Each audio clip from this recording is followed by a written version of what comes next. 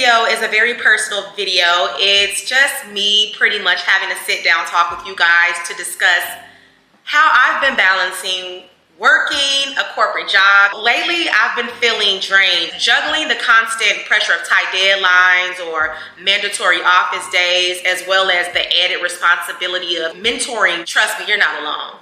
You are not alone. In this video, I'm going to get real about what it's like to be overworked, what it's like to feel overwhelming, how I navigate that process. I know a lot of us face this and we rarely discuss it. We go through the motion day to day because bills got to get paid. So grab a cup of coffee, grab your juice, grab your tea, grab your cocktail, and let's just have a chit chat.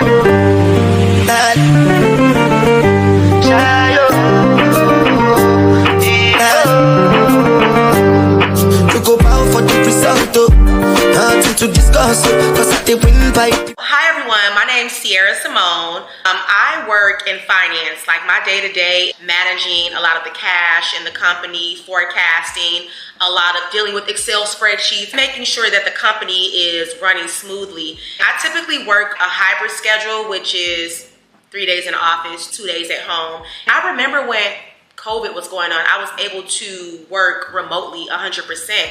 I feel like you can get work done at home. You don't need to go into the office, but that's neither here nor there. This mix of remote and in office, it seems like it should offer the best of both worlds, but child, it don't. I have a lot of challenges dealing with going into the office, rolling out my bed at 8, 9 in the morning to get there, child. It's a lot. I just want to be completely honest with you all. Burnout is real. Burnout is so real. For me, it feels like waking up exhausted, even after a full night of sleep. It's a constant mental fog, makes it hard to focus sometimes, and the physical toll of stress that leaves me feeling drained a lot of the time, and balancing the demands of work and then also having to balance my personal life has become increasingly difficult. Some days I feel like I'm running on E, and then some days I feel like I can keep up with everything that's put on my plate. But back to the commute of having to commute in the office 3 days a week.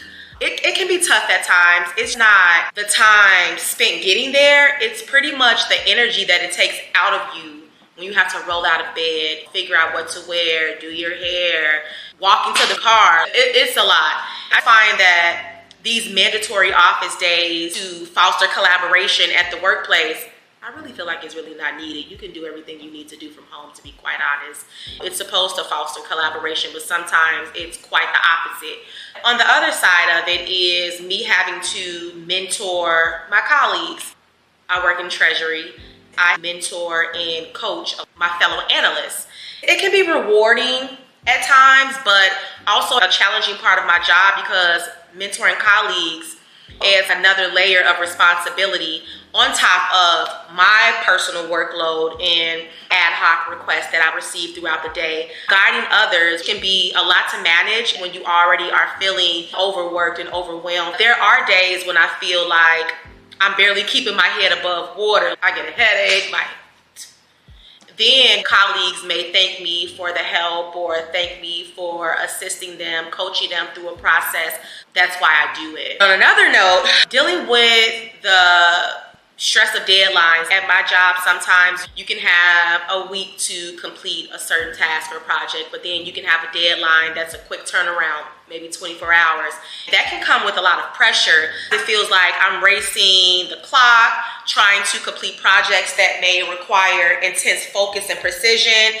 And the stress of meeting deadlines can be overwhelming, adding to the burnout that I'm already feeling. I've developed a few strategies to manage this, breaking tasks into smaller, more manageable pieces.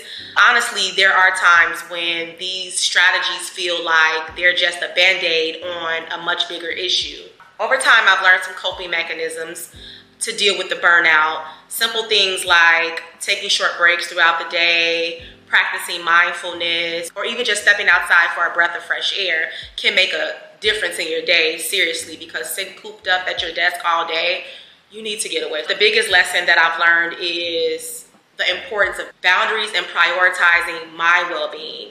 Letting them know I don't have the bandwidth to complete this project. I know you have a quick turnaround, but I'm working on a bunch of other things and that requires my time as well. I've learned that if you don't take care of yourself, or if I don't take care of myself, then I won't be able to take care of others, or be there for my family, or take care of my work, or be there for my colleagues. I have to take care of myself first. I put myself first no matter what. I used to be the type of person that would juggle a bunch of tasks, take on a bunch of things, but I realized that I'm no longer doing that. I'm setting boundaries. I'm putting myself first, because at the end of the day, you're just a number.